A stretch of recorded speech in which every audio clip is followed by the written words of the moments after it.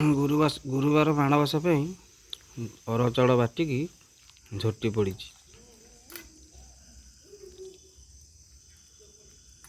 କିନ୍ତୁ ଝୋଟିକୁ ଗୋଟେ ଗଉଡ଼ୁନି ପୋକଟେ ପୁରା ଖାଇବାରେ ବା ବ୍ୟସ୍ତ, ପୁରା କେତେ ଖାଇସାରିଲାଣି। ଏଇଠି ଲାଗି ପଡ଼ି ଖାଉଛି। ମହୁ ଧରୁଛି ଅରୁଆ ଚାଉଳରୁ।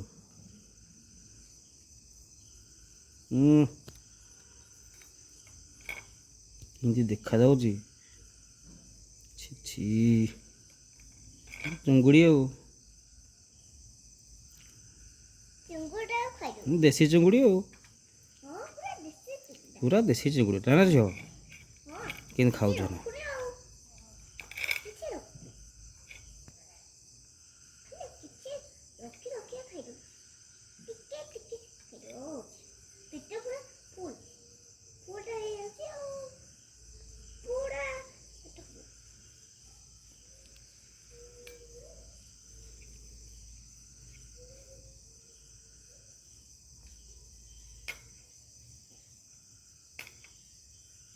କୁଆଡ଼େ ଯାଉଛି ସେ?